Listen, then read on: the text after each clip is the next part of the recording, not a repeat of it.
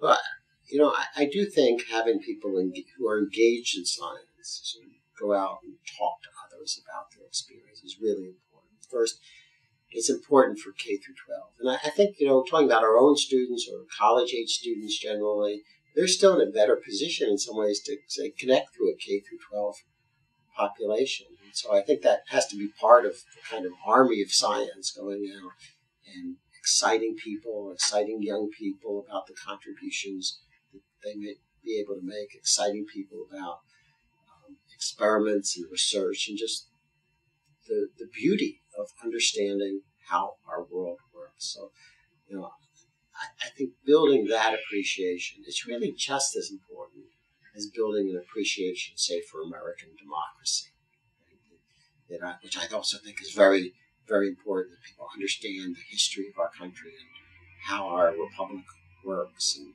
what our constitutional principles are. But you also want people to understand the principles of the world that are going to really the background of the issues we'll be voting on, whether it's economics or physics or chemistry. These are really important issues. Issues of healthcare, which eventually go back to issues of science and what's possible.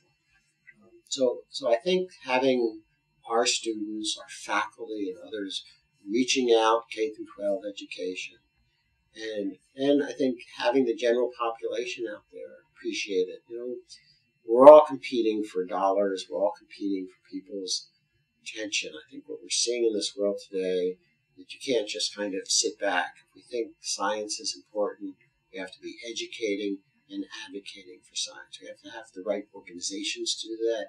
We have to have the right people out there. And finally, in some ways most important, we have to really make sure our political figures are educated about science, what it takes for great science, what the benefits of great science are, the importance of the independence of our scientists, and the freedom of our scientists, the critical role in this country that universities have come to play in science research. Not every country is organized like that, but in terms of the basic science research, the vast majority of that takes place in universities. And the vast majority of that is funded by the federal government. And it's really critical that people understand what the benefits that are. We should be held accountable for what we produce out of federal funding. But if we get too short-sighted about our investments in science, that will be neither good for our country